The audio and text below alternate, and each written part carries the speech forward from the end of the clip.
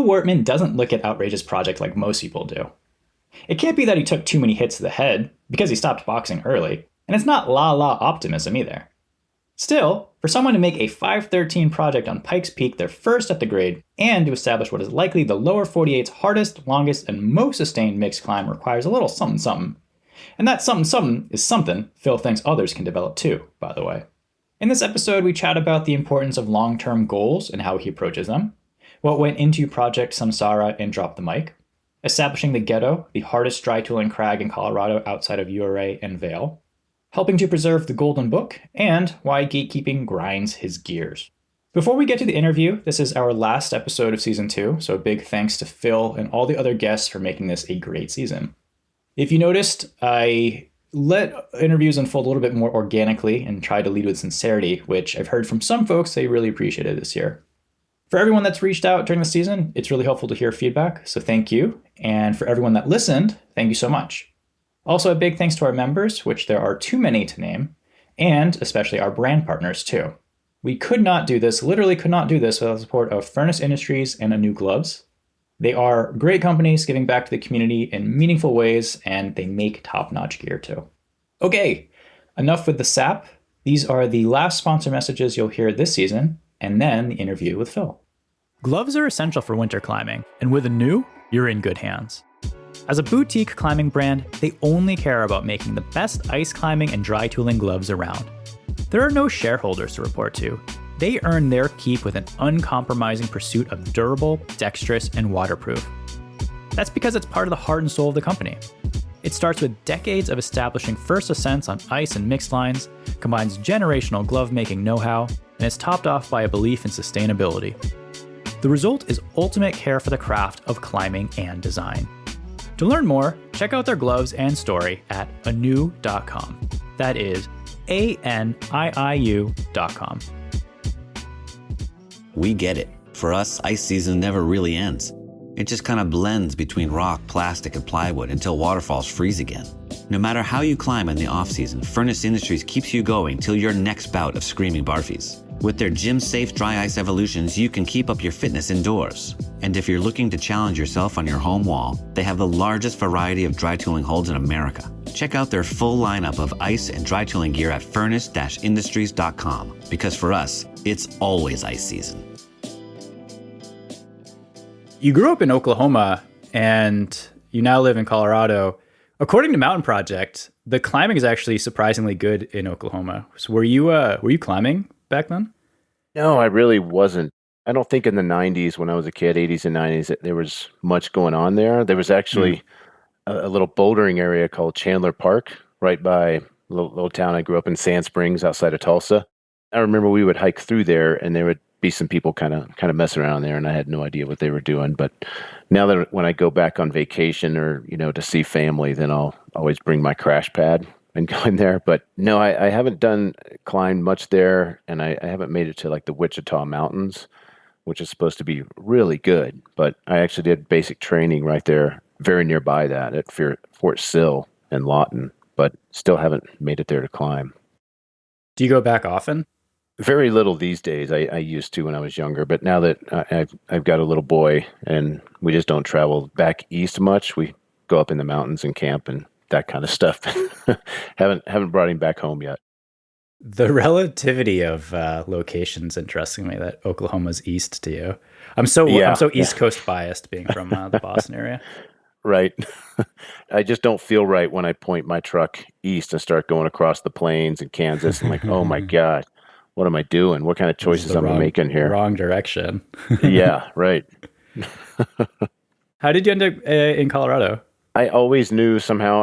I think my grandparents, spent some time like in Arizona and kind of in the mountains. And I think I heard stories about the mountains and I just wanted to go there. Always knew that that's where I wanted to go. And in high school, I got out and got a like this factory job at a steel factory. In that small town, that was like the big deal. If you got a job at the factory, you were sitting pretty, right? You would just coast. Was that like a job for life kind of thing? Yeah. But they had these like major layoffs. Like what I'd learned is that I got hired on after they did all these big layoffs. And what they would do is people who were about to retire, they would randomly lay them off so they didn't have to, pay that. And I was like, you know what? This is probably not a good career choice. I'm going to do something different. So I went and talked to this Army recruiter who actually was kind of a weird dude. He would like come around to like the high school parties and hang out. And so I kind of knew him from that. And I was like, hey, I think I'm gonna join up. Can you send me where there's mountains? Do you have a base in like Montana or something? And he said, no, we don't have that, but we've got one in Colorado and we need some artillery guys there. And I was like, well, I don't know what artillery is, but sign me up. I work with steel. Why not? Yeah, right. Yeah, exactly. It was just a little different application, right? So yeah, I signed up, went to Fort Sill for basic training, and then came to Fort Carson here in Colorado Springs. And luckily I stayed there the whole 4 years. They didn't send me anywhere else. And I got out 1 week before September 11th. Oh, wow. So quite the timing there. And I was already started in college and started my classes. So, I didn't go back in after that. Some recruiters tried to pull me back in, because of the war and everything. But I was already kind of settled into what I wanted to do as a career. And I had 4 years to figure out the military was not something that would make me happy. So I was ready to move on. Isn't the Air Force, is it the Air Force Academy? It's also in Colorado Springs, or? Yeah, we have like the Army base and 2 Air Force bases, plus like the Space Force and NORAD. So quite a bit of military on the periphery of town. So it's an interesting town. I don't know, there's a lot of diversity of where people come from in this town, I think. So that's one reason I really liked it and wanted to stay here as opposed to go back to a small town in Oklahoma. Yeah. Wasn't really something I even considered. I don't think I've spent much time in Colorado Springs. We did a summer vacation when I was like 13 or something. And my older brother hiked Pike's Peak. And to this day, they're like, oh, we're all going to do it. And I was like, great. And then they got up at like 4 or 5 a.m. And they're like, Aaron, let's go. And I was like, nah, I don't want to go. So I slept through it like an asshole. And I'm still kicking myself to this day because I want to be able to say I did Pike's Peak. So I have to go back. Pike's Peak has so much to offer. And there's, and in this region, it's hard to leave once you get settled here because it offers a little of everything from sandstone to limestone. You can go down to Shelf Road and there's like 2,000 routes down there, sport climbing. We have the South Platte with its granite cracks and some face climbing. You got Pikes Peak with the Alpine Rock. And you can also, how many places can you be at 14,000 feet right from town, and get 8,000 feet of gain if you want to put in a cardio day or things like that. You can go up and climb at that altitude, and then you can blitz off to Alaska or other places, and you're already acclimatized. You roll into base camp in Alaska, and that's kind of like where your house is at that elevation. So, you don't need that time, and you can go there and just jump straight to the mission, which is pretty cool. So it's a really good training ground, and it's pretty hard to beat. Yeah. I wonder how many places in the lower 48 you could even do that, like Seattle and where you are. Right. Yeah. Even Boulder, they have to drive up to, Rocky Mountain National Park and then hike in quite a ways. So from here, you can literally, I've done I think there was one day where I had a half day and I rode my bike to work and I was getting off at like 11:30 and I was like, you know what? I'm going to ride home and I'm going to grab my ice climbing gear because this was like in the fall, like in October. And I was like, I'm going to go solo total abandon real quick. So I rode home, as hard as I could, grabbed my stuff and sped up there to the peak and then solo total abandon, got down in plenty of time before they locked the gate. How many places can you mix climb at like 13.7, after a half day of work and plus getting in like a 20-mile bike ride. And it's a pretty cool town. You're a bit masochistic, huh? Yeah, a little bit. Did you used to do snatch and grabs? I really hate that term, actually. It just sounds like... Right. It's kind of played out. Yeah. I had a good friend, Doug Shepard, that I climbed with a bunch. And there was like a fad, I guess, back in like the mid-20 teens where that was a big deal, He did some of that. And then we had this plan. We're like, well, let's go down and do something big on a weekend. So we went and did Moonflower over like a 4 or 5 day period, which was pretty cool. in hindsight. Pretty cool in planning, but I think we had this motto of like, well, if you get rid of sleep, you don't worry about sleep, then you can get a lot done. And I guess that was the case. And yeah, it was fun. But I saw that you put in some of the other like nonprofits you work for. You're a board member for the Pikes Peak Climbers Alliance, and I was also going to ask if you're also part of the tourism board, because when we started talking about Colorado Springs, you just like launched into like, let me tell you all about its perks. right? Yeah, I don't know. It's a good community, and I think it's come a long way. Like in the last 25 years, when I first moved here, I got out of the military and I kind of got into climbing, and my way was through like getting a second job at a gear store, a gear shop, and kind of getting to knowing people that way. But, back then we didn't have the climbing gyms we have now. There are a couple small ones, but now, 25 years later, we have like 4 or 5 really nice gyms here in town. I think that really helps kind of focus and bring together the community, and, you get to meet other people, and I'm sure social media probably has some, helps make those connections too. But, when I first started climbing here, there wasn't a whole lot of that. So it was kind of hard to meet climbing partners or even know what like the history of places is. And Pikes Peak was like completely off the map. There was a couple old out of date publications for the routes, but you kind of had to search to find those because they were out of print. And then people just didn't know what was going on in there. So the history was just, maybe there was a handful of people who knew, and you had to like find your way to them. And then hopefully they thought you were cool enough to give you that beta and kind of let you know. But, the community's come a long way down here, and there's just so much to offer. And there's some serious crushers down here that go out and put up like V15s and all of that business. So yeah, it's got a really cool history, and I think it's kind of coming into a new golden era. And but back in the 1970s, I from what I've heard from a lot of folks is that in the 70s, this was kind of the nexus of like hard climbers. You had Earl Wiggins, Jimmy Dunn, Brian Becker, and they were doing some incredible stuff for that time, especially. A lot of the stuff they were doing back then on passive gear is still hard to do on cams for most of us these days, I want to talk about your relationship to Colorado Springs and Pikes Peak a little bit more, because, in our first call, you actually said you felt a bit like an outsider at first. And I'm wondering if, like, in your progression of getting into climbing, did you experience like difficulty getting started in the sport in that area?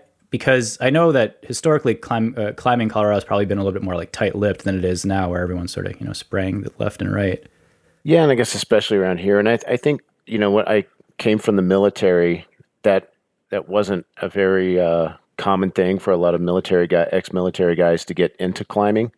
Most of the folks I met had come from Colorado College. It's a private school here in town, and that kind of college-bound trajectory. And I don't know about anti-military, but just not in that kind of culture. And the culture is also a little different, coming from artillery, combat arms. It's you learn to be a little rough, and your jokes are a little crude.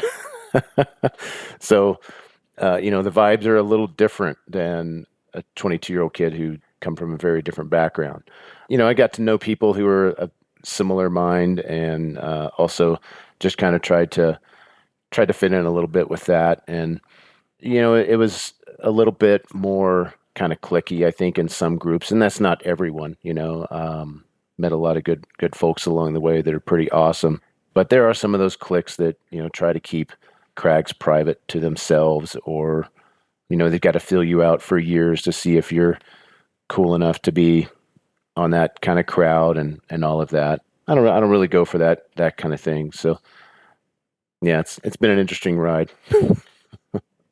Do you think there's validity to like sussing someone out and like getting to know them over a period of time, though? Because like there is a progression to relationships too, and you don't just maybe jump in with both feet to every relationship or every dynamic. So sometimes there's playing it cautious or safe is a little bit more of a responsible approach. But sure, I think in partnerships or in friendships, but someone's like really interested in, hey, what's going on up here? And you just kind of blow them off because, you don't give them that information.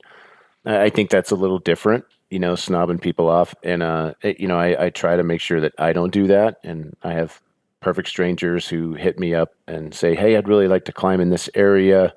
And I'll tell them what I know. And there are plenty of people here that were pretty awesome. Like Stuart Green is pretty notorious for giving great beta to anyone who kind of reaches out and who has reached out over the years. And we lost him to a heart attack recently. But I think that's the kind of stewardship that's important. You're not just going to ghost somebody who reaches out for info or give them bad beta on purpose or anything like that. But I think there's folks like that, different characters in every community, and I wouldn't say that the Springs is worse or better than a lot of the others. Yeah, you've really walked the walk of being I don't know if you would call yourself a community ambassador, but Joe Calise does call you our generation's steward or historian for Pike's Peak history, which seems like high praise. That's nice of him to say. I don't know; those are big boots to fill. So people like Stewart and Jimmy Dunn is a big hero of mine. Who I've run into him at crags where I've taken clients because I guided kind of part time for about 15 years.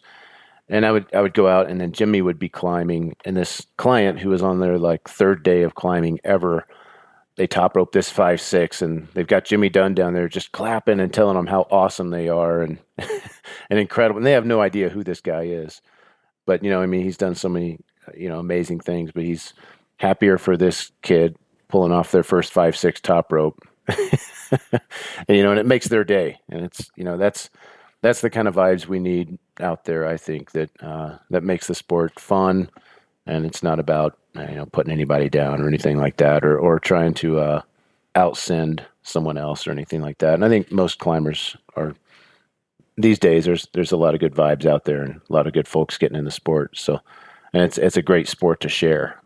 Along the lines of history and maybe paying homage to Stuart and other folks that have played a part in documenting history and making history, I got the impression that you were doing a lot of interviewing and sort of trying to mark historical sense in the details of that. And you also, I'm wondering is that related to the Golden Book, all of this work, or?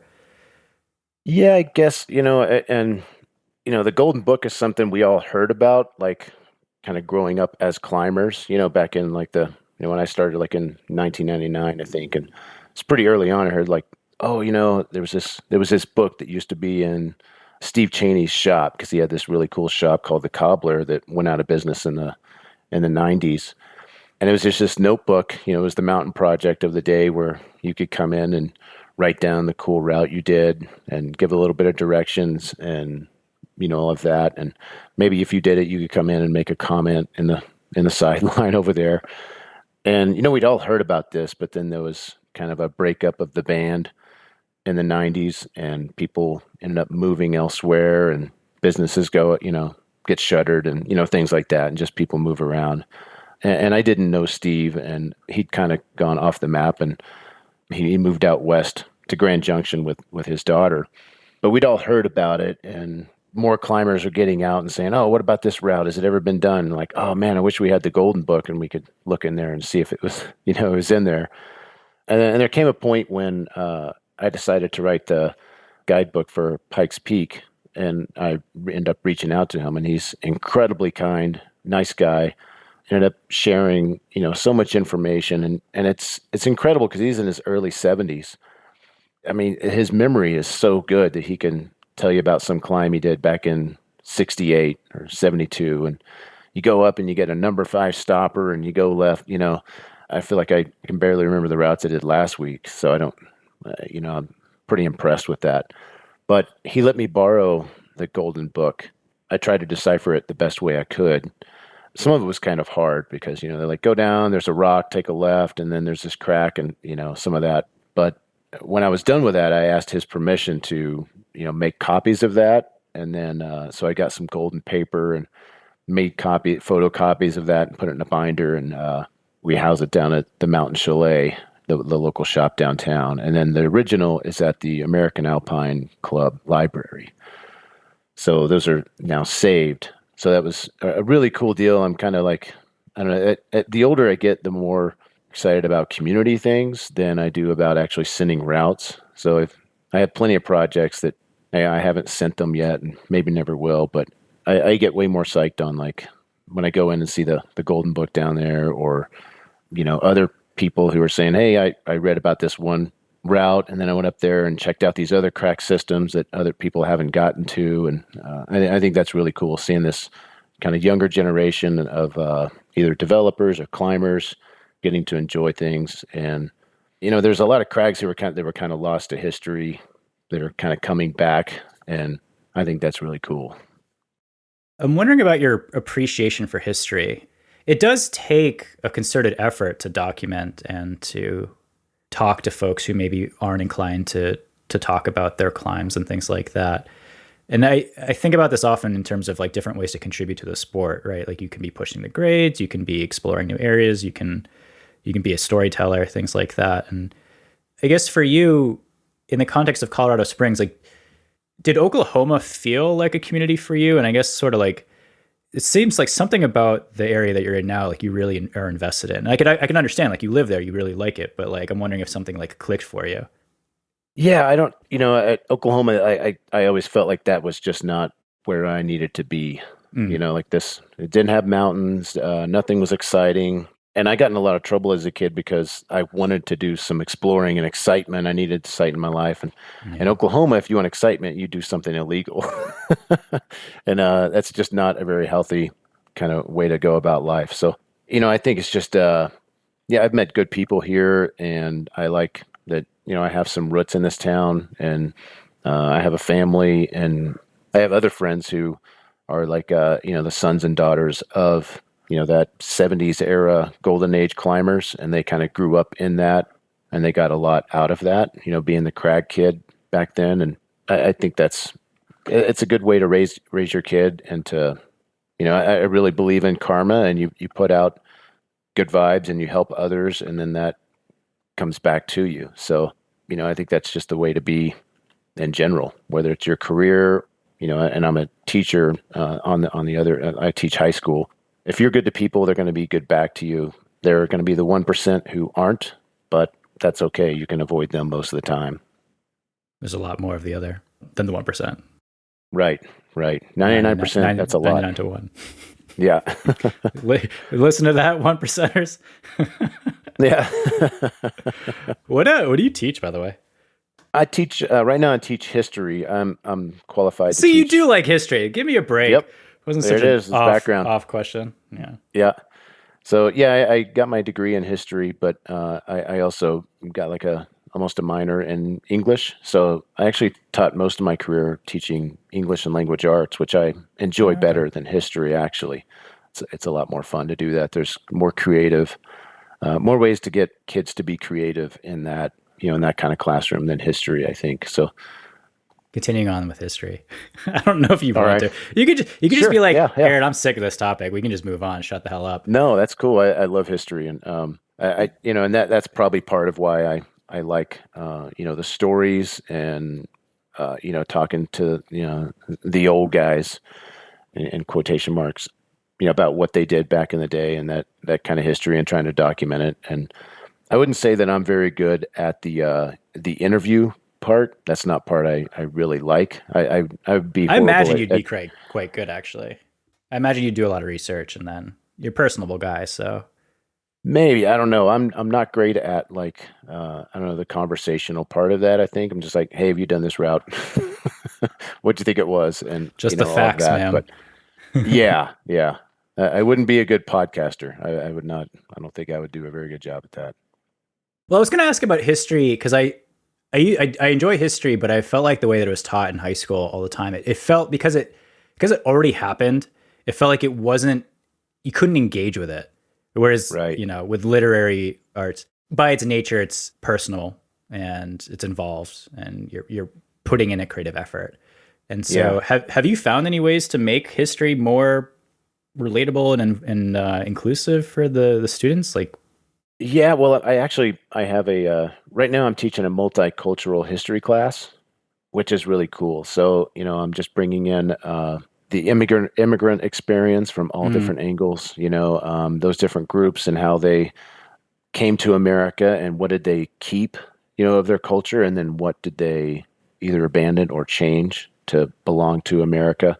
And I think that's really fascinating. We do a lot of, discussions with that, and Are they then going and like interviewing their grandparents about their experience too? I mean, a presumably little a bit if lot they of can, a little bit if they have them around to that's do cool. that. And not all of my students are immigrants, but For sure, for sure. within, maybe 5 or 10 generations back. But I think there are a lot of themes there that everyone can kind of understand. If they've moved before, then they probably understand what that's like, to kind of change friends and try to understand your values and what's important to you. So I get really into that part. But when it's like, all right, U.S. history, Reconstruction era,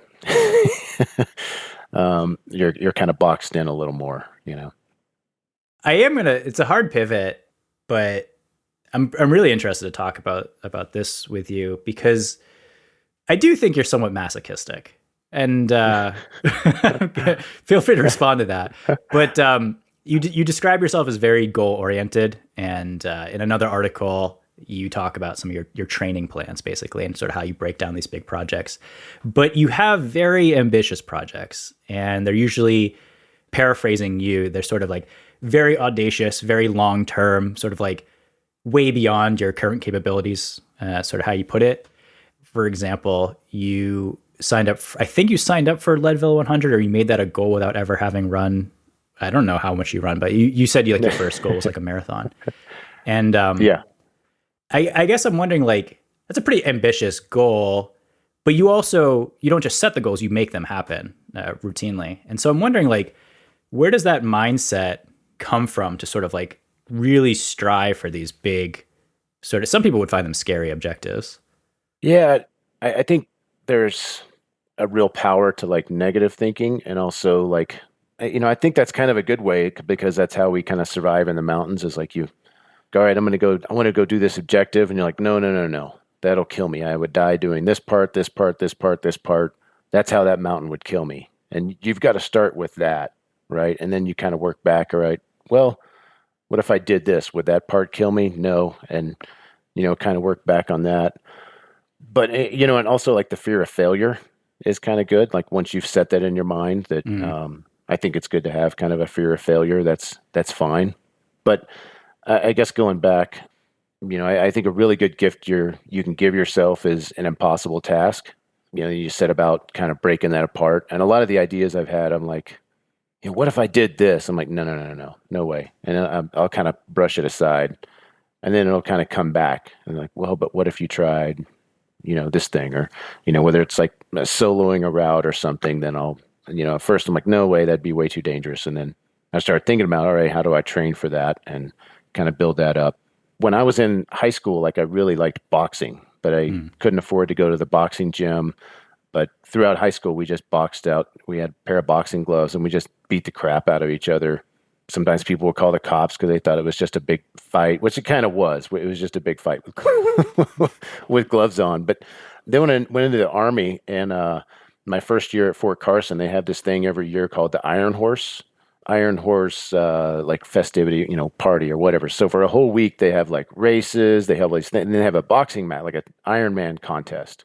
I was like, yeah, I can do that. I boxed, but I didn't train for this. We went for the 30 days before that. We were out in California in like Death Valley training out there. And we came back and I was completely out of shape, and, like going from probably minus sea level to 6,000 feet, and then jumped in on this heavyweight boxing competition. And I went all in. And this guy was like, he was ancient. The guy I was fighting he was 38, which I thought was just an old man, as I was like 20 or 21. Farting dust. Yeah.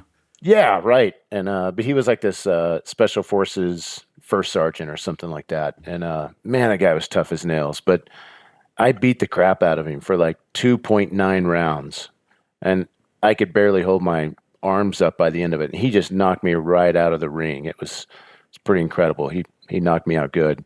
And I remember like driving home after that, and I was like, you know what? Like, if I'm going to do this boxing thing or like make this part of my life, I would have to go really into this and train hard. And then what's the end result of that? Like looking down the road, like getting my brains beat out. And then for what? I'm not going to be like a professional boxer. But also, that was It's pretty lucid. Would you say he knocked sense into you?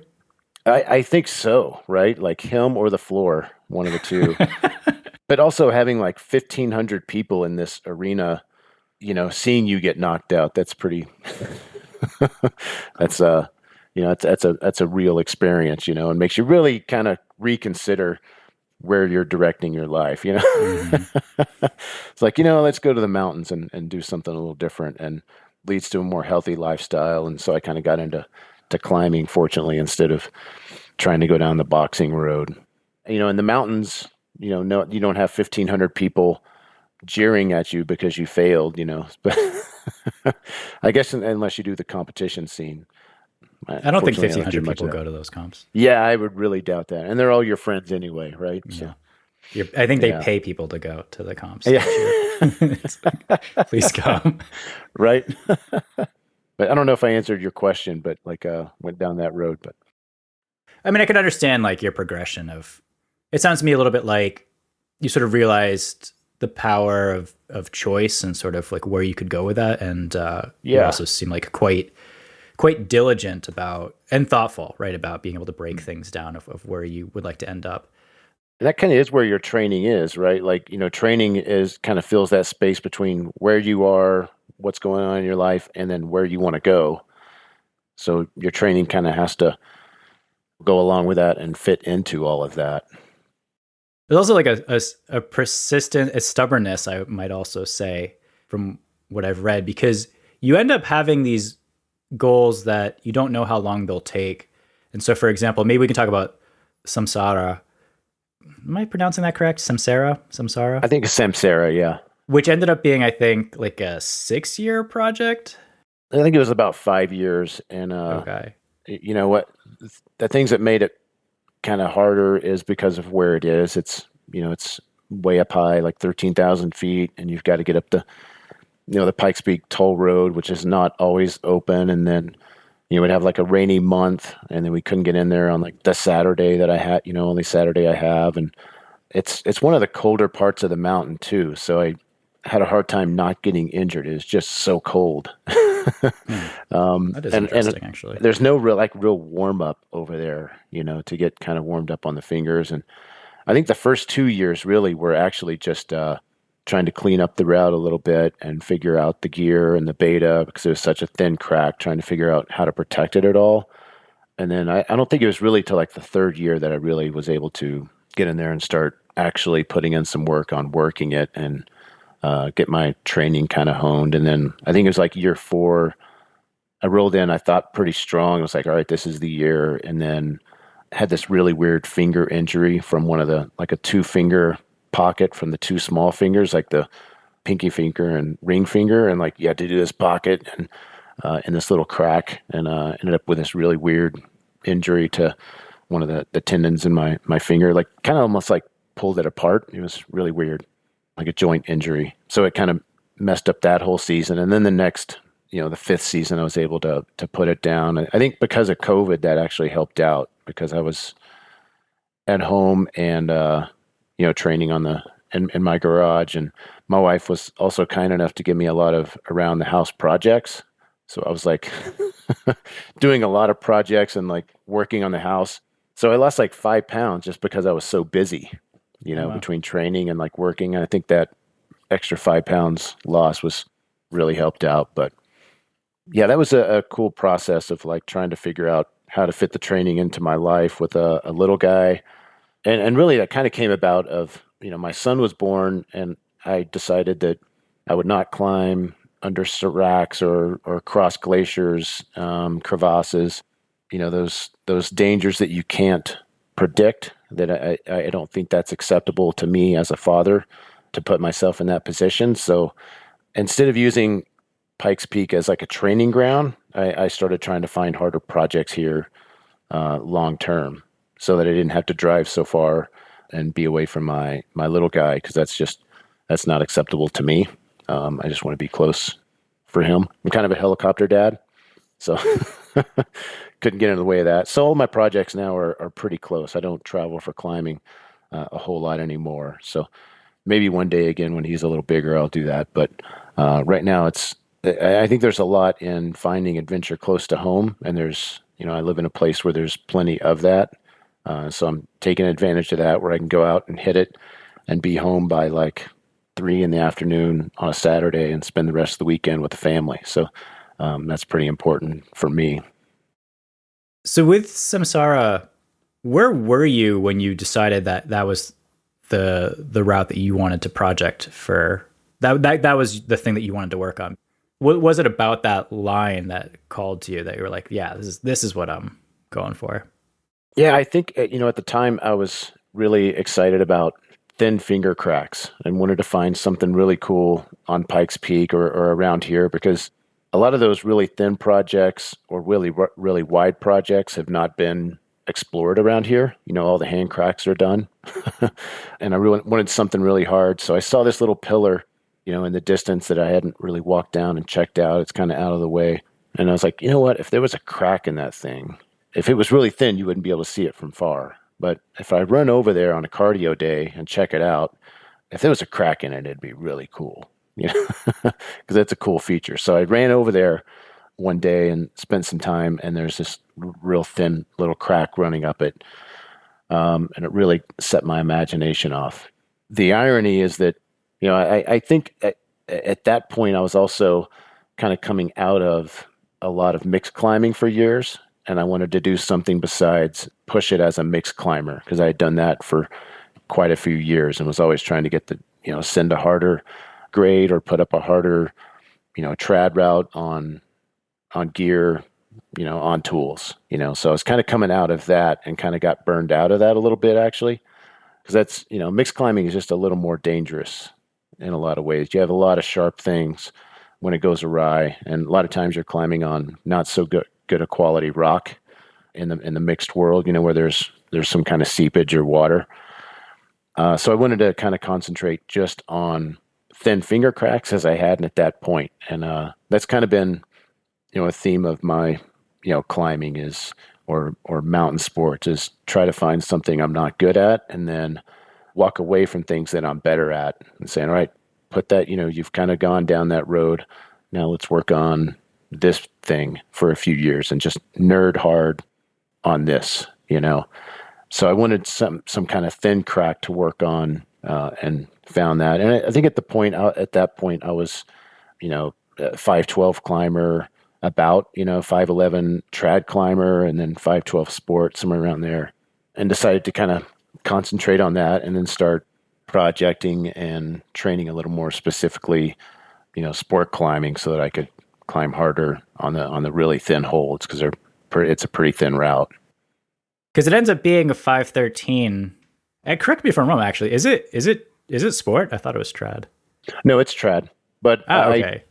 I climbed a lot of sport climbs because, and that thin of a crack, it's almost like small crimps pulled sideways, because you can't fit your whole finger in there most of the time. That's how thin it was. So working crimpy routes was kind of like a really good way of doing that. And, if you can do it on sport first, then, venture out on gear. Yeah, okay, that makes sense.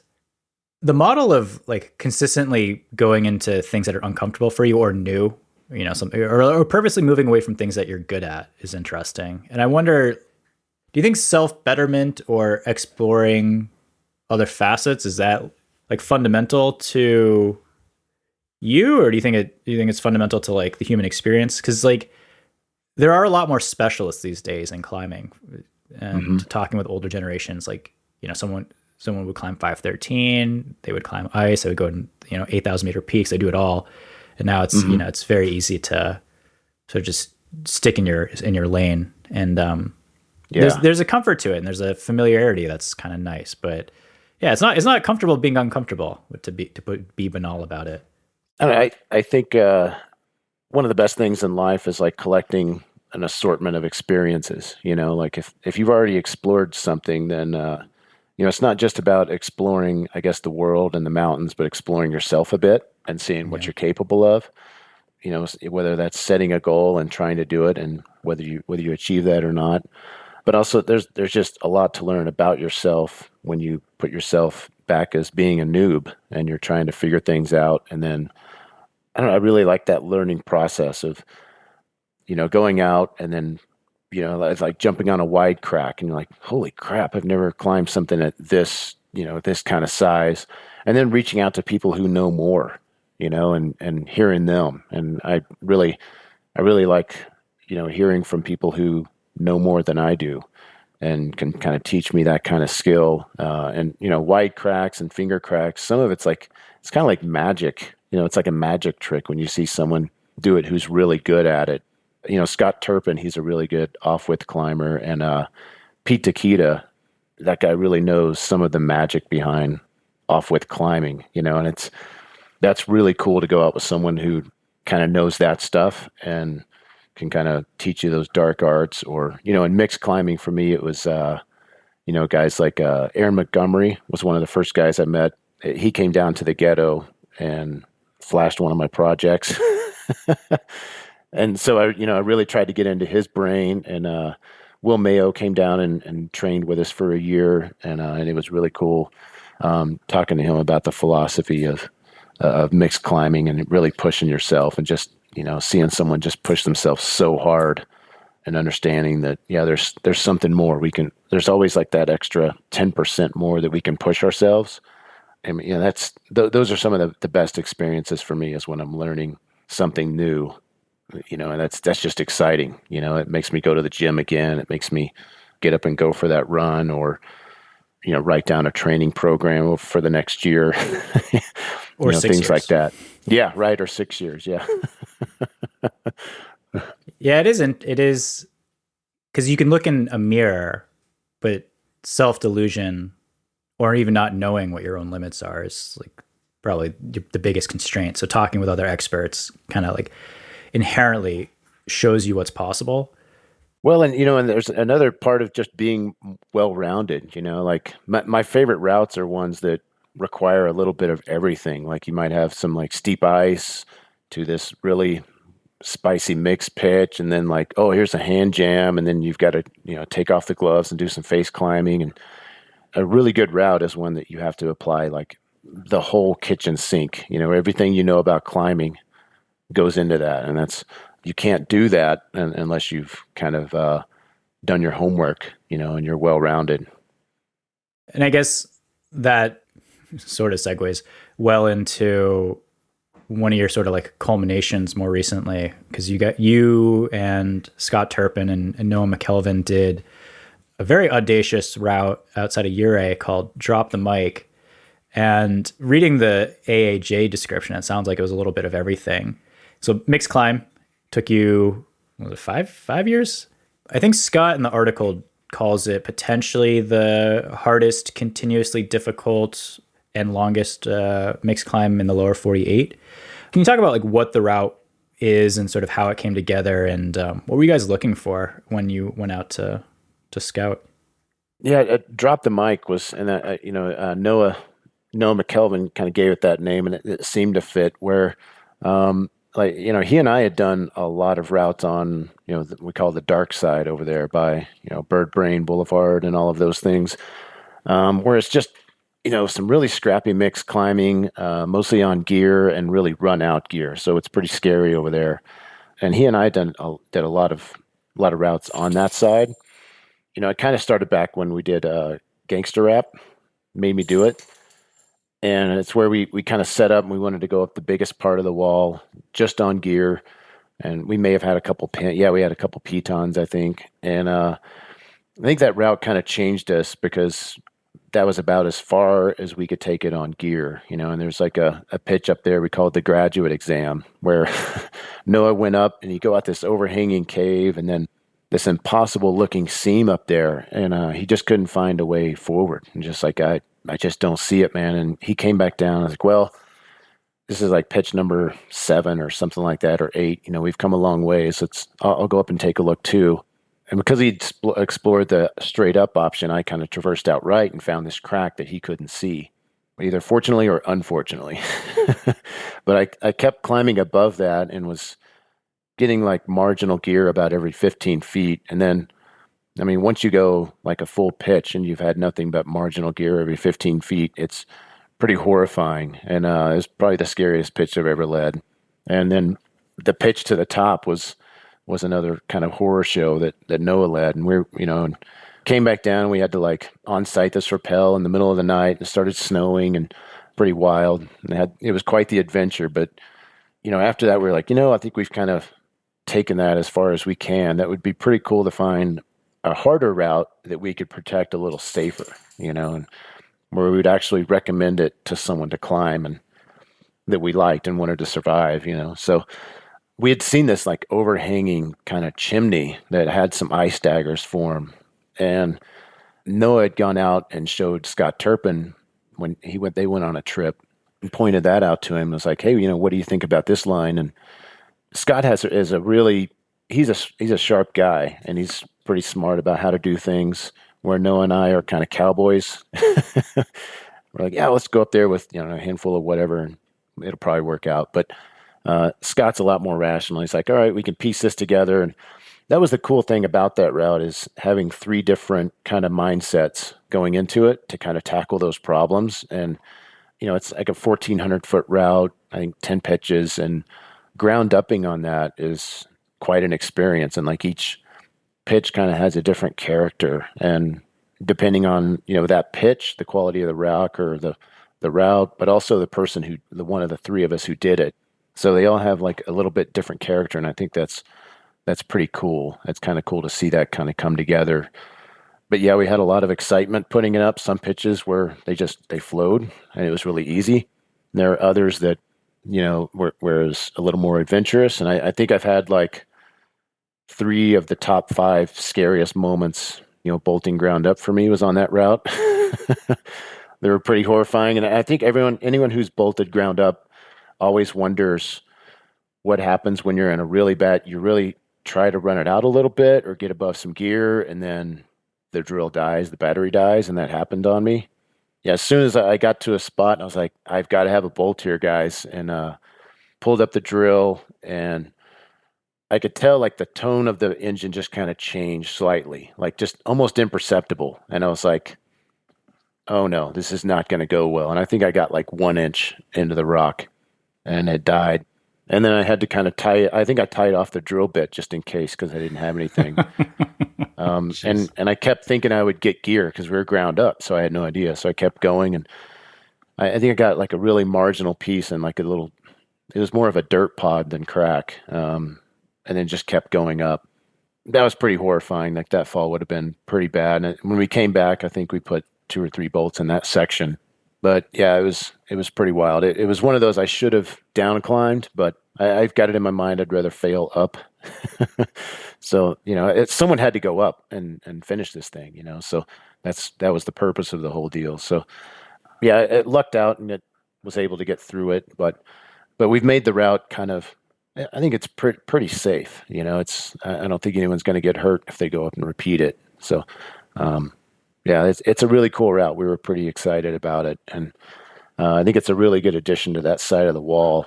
It stays continuously challenging the whole way in a lot of different ways. There's some wide crack on it. There's some dry tooling, and if that pillar ever comes in on the first pitch, it'll be pretty epic.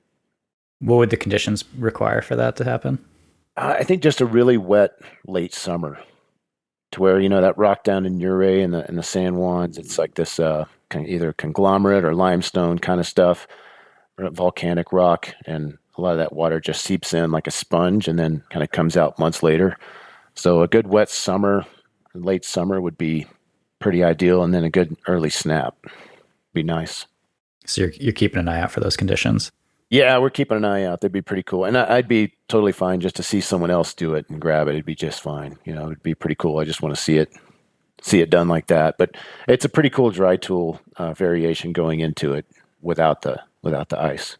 So along with projecting, you've also done a fair amount of development. And you mentioned this earlier, but the Ghetto. And I'm wondering, is there a theme here with the Ghetto and Drop the Mic and rap music made me do it? I guess so. Yeah, I guess that's growing up in the good '90s rap times. That's just ingrained in my head. Like, Did you lean East Coast or West Coast? yeah, I leaned. In Oklahoma, all I heard was West Coast. We heard like hardly any East Coast. I would bet. So it was more of the West Coast stuff. But I kind of got into once I joined the Army. I had a lot of friends, met a lot of folks from like the big East Coast cities, and then they were like, "Oh, there's this guy Biggie. He's better than Tupac." And then the California kids are like, "What the hell did you just say?" You know. So that was like the big fights in basic training was Tupac and Biggie back then. That was in the '90s. But yeah, I guess that is kind of a theme with the names I pick. But yeah, the Ghetto, man, was really cool times.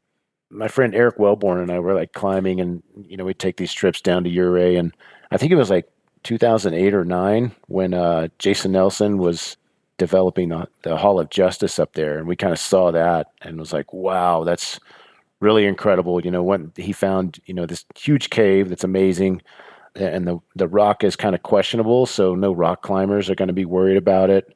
So why not develop it and make it into this dry tool crag?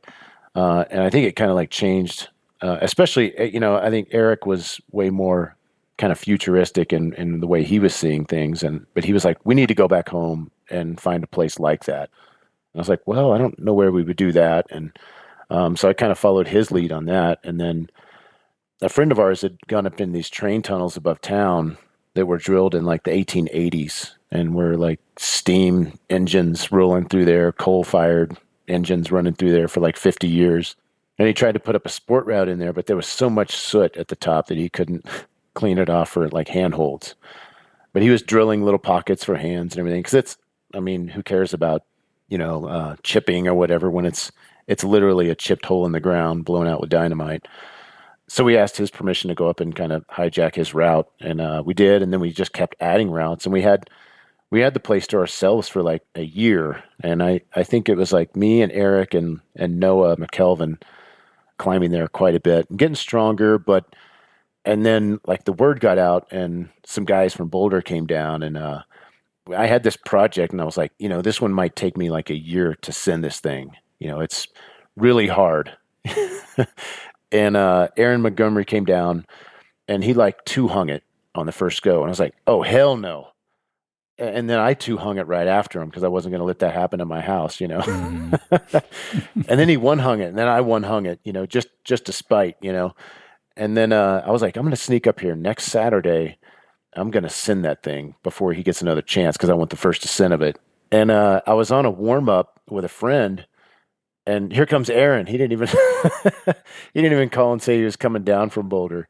It's pretty awesome. And he hopped on it with no warm-up so he could get it, and he sent it. And I was like, oh, you son of a...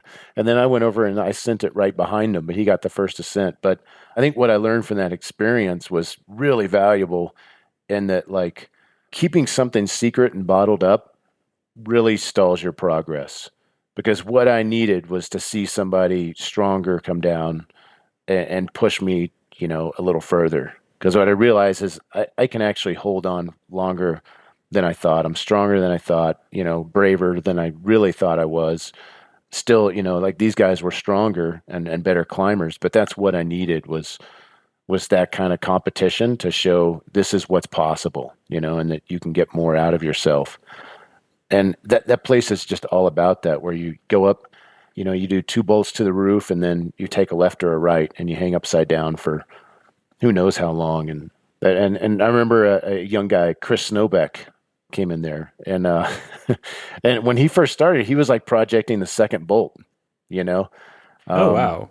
It was incredible. And then within like a couple years, he's running the show down there. He can hold on forever. Yeah. He's a monster, and it's so cool to kind of see that kind of progress where, he's coming down and like belaying and trying to figure out how to do it, and then to just go all in. I have a lot of respect for Chris because he really just went all in and trained hard, and it's kind of cool to see what someone can do when they focus and go all in like that. Yeah, again, it's like that sort of idea that you learn the limits of possibility with exposure to others or exposure to something that new. Because again, like I think it's so easy to sort of prematurely put boundaries on what's possible when all you do is just stay within what's comfortable or what you know. Yeah, there's a lot of good parallels, and of like Plato's cave. It's kind of like what the ghetto is you're in this hole in the ground, and you've got this little reality in there, and then you go back out, and but it's also a rough place. Like I've got a good funny story if you want to hear it in the ghetto. Like so a lot of homeless folks live up there. So every day was something different. Where you go up there and there's like some redneck shooting a shotgun into some bottles. One time I was walking up there by myself, and there's a guy coming down the trail. It comes around the corner, and he's shirtless and has like this great big katana sword. He's all amped up on something, just kind of swinging it around, hitting trees, and I'm like, this is how I'm going to go out. I'm going to get run through by a guy with a katana sword in the ghetto. Well, that'll keep you hanging on upside down. Yeah, and to put the routes up, we used to take up these like 40-foot ladders and go to the roof, and that's how you go up and put the bolts in. And I asked my friend Jay Karst, to come up there and help me work this route and put it in, and put the hardware in. And so on the way out, I grabbed the back end of the ladder, and he grabbed the front, and we walked all the way down back to his truck. And we get to his truck, and there's a lady there with these two big Great Danes, and they seem friendly and everything. But Jay goes to the back of his truck and starts to unlock it and open it up so we can get the ladder back there. And this Great Dane goes to his ass. I mean, just just bites his ass cheek and just doesn't let go, man. It's just shaking for all he had. And Jay is just screaming and like trying to jump over his truck. And I'm back there with the back of the ladder, and I think Noah was there too. And we were laughing so damn hard we couldn't help him. Like just sit there and let him get mauled by this dog. And this lady came running up. She's like, I'm sorry, it's got its shots. And Jay's like, lady, you don't even have any teeth. Your dog does not have shots. There's no way. But man, we laughed for weeks on that. It was like that movie Friday where I got bit in the ass today, son, by a rabbit ass dog. But yeah, the ghetto was always just crazy times, man. You also had your own particular ethics too, no? Like it was you had the G ratings. Yeah, right. Own rating system. Yeah. Very rarely used comp boots too, no? Mostly rock shoes? Yeah, it was kind of hard to use the comp boots, and it would it was better with like rock shoes. It kind of made some of the holes stay on there a little longer.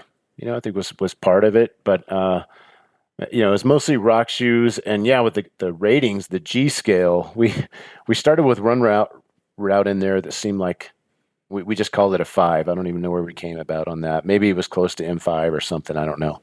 Probably harder than that. But we decided that if you put up another route harder, it only got a number. And so by the time you got to like G9 or 10, G11, like it was way off of the D scale. It was kind of harder by a couple numbers, I think. So yeah, we had the Ghetto scale, and then once we sent it in like the rock shoes, then we would try something else. And like we were up there and like like house shoes. I think Ryan Vachon was down there and like his house shoes, sending like G11s or whatever that would be, like D12 or something. I like to do things in like my Hokas, which is really absurd, and or full boots and crampons. Yeah, right. Hokas are great, but yeah, it got kind of ridiculous. But and the routes are still up there. I just don't go up there as much, and I think dry tooling and mixed climbing is one of those things. It's kind of like riding a bike where you put in, you need actually like more mileage to be comfortable, I think, on tools, especially on gear and in the mountains, than you do in the other disciplines. But once you get that, and I kind of learned this from Josh Wharton. I've climbed with him a few times, luckily early on. And it's like, once you get comfortable on the tools, go back to rock climbing, because rock climbing fitness translates to mixed climbing fitness better than vice versa. Like if you spend all your time on tools, then you're not going to be as good a rock climber. So, and I think there's a lot to that. And nowadays I can go, like last year, we had a really great ice season here locally. And I grabbed the tools, and within a route, within a pitch or two, I felt like I was right back, Oh, that's kind of all it in the takes for game. you to get back into swing of Yeah, things. yeah. Oh wow. So Okay. that feeling kind of just came right back, and it was really enjoyable, and was able to put up like 3 or 4 new mixed routes here locally that I'd kind of eyed for a long time, but I didn't feel like I had to like put in a summer on tools at in a gym or anywhere like that. Strong boy. Yeah, it's yeah, stay in shape on those other things. I think it Yeah, yeah, yeah. translates. When was the ghetto developed? So like 2008 was Hall of Justice, and because I'm trying to figure out when you sort of had this awareness that exposing it to others was valuable, because then you go on to do other projects. So I'm just curious about the timeline. Yeah, I want to say that was like 2012 by the time we got around to actually like Oh, sending okay. routes in there. Maybe it was like 2011.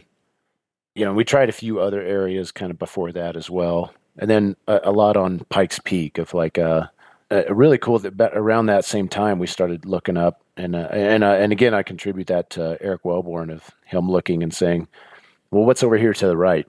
Like outside of, all right, here's that classic ice flow, but then what about that little dagger of ice up there, like 2 pitches up? What if we take this crack system up to that? And that was kind of mind blowing to me, like, oh wow, it's where, I hadn't thought of that or wouldn't have imagined that, or where Eric's like, yeah, let's take some gear and go up there and have a look, you know? And I think that's a really good kind of mindset to have and to jump into. I kind of, after doing that for a couple seasons with him, I saw like the benefits of that mentally, and kind of went after that of, that was part of like my training program, is to go out and find a wall on Pikes or elsewhere and say, we're just going to follow this corner Mm, system and kind of see where it works out, and gain a lot of confidence in going ground up.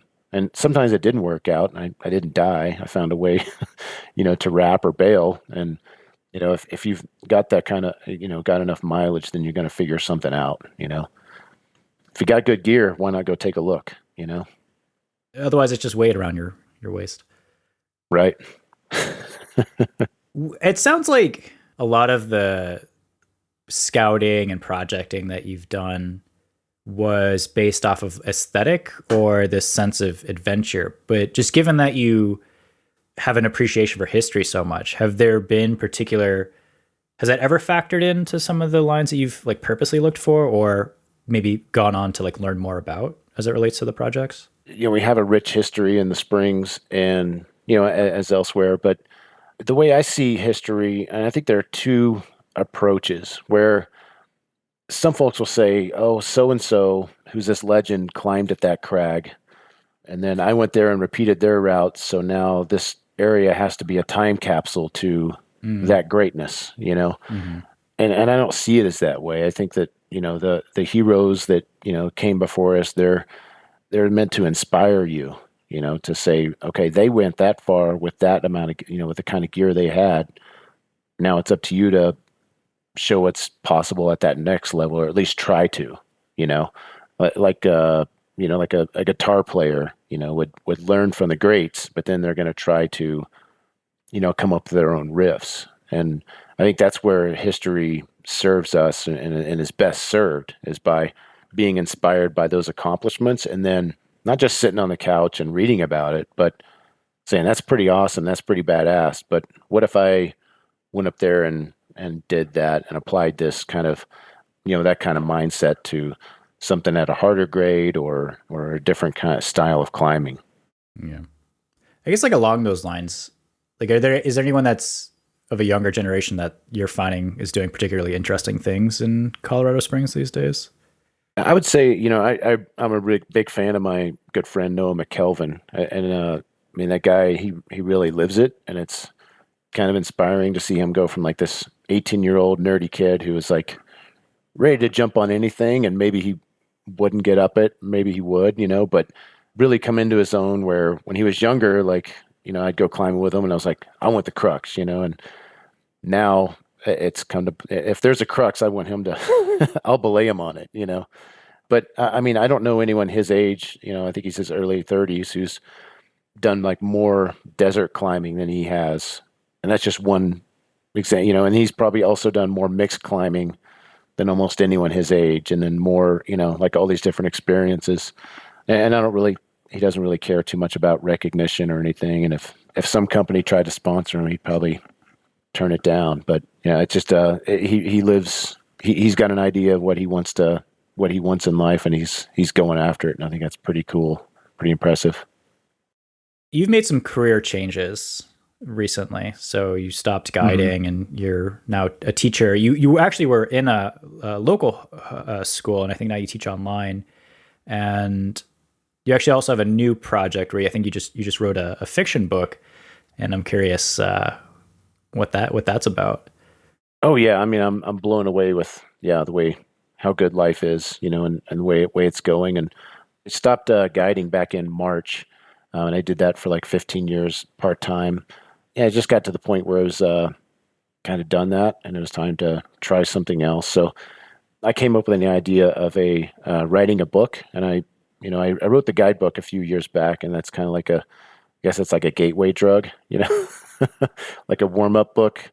But yeah, I jumped into writing, and you know, I came up with an idea to explore, and kind of went into it it's kind of like a part time job where I make myself write for about an hour at night after little man goes to sleep, and I'm kind of a night owl, so I stay up for a few hours, and I'll spend about an hour writing on that, and it's pretty amazing how much can happen if you do something just an hour a night for, you know, almost a year. Like it really kind of comes together, and it's really cool the way just kind of it's almost like kind of climbing, and that you know that you can't get this done now. There's just a lot of work that goes into it. So, you know, you've got to put the different pieces together, build the different characters, fill in the gaps, explore the themes that you want to, and make sure you're accurate in that. But it's all new, and it's a cool new process that I haven't done before. So I'm pretty excited on it, and might keep doing this for a few years and see where it goes. Oh, that's awesome. Congratulations. Yeah. Thanks. So we always end on this question, and you kind of probably already answered it several times in this interview, but I'll ask anyways. If you were to give your younger self one piece of beta, what would that be? I don't think I would. I think it's better to on-site it. I figured it out, I guess. So it's better just kind of make your way, and you know, bump around against others and bump off of projects and fail and succeed and all that, and kind of comes together. So I say, don't worry about it. Did you worry about it when you were younger? Or? No, I don't think I had time to worry about it. I just had to jump into it and like survive. I think that's what most of us do. And we kind of bumble and look for opportunities, you know, and try to make our best choice at the moment. But I don't know if long-term, everyone who starts out in high school with a long-term project or long-term idea of where they want to go in life, you know, I think it changes pretty quick once reality sets in, you know. Well, I really appreciate you chatting today, Phil. Yeah, well, thank you for the opportunity. It's cool to talk about climbing, and it's fun.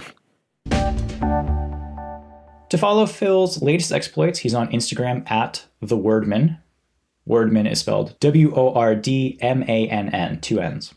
You'll also find his account of projecting Samsara and his the AAG article about Drop the Mic in the show notes. As always, thanks to Hannah Noel for providing the intro music, and Andrew Solomon for all of his big help this year in editing the show that you've been enjoying. That's a wrap for season 2. If you like what we're up to, consider becoming a member at icebeta.com. We'll be doing more on The Cooler, our online magazine, so keep an eye out until season 3 announcement. All right, take care.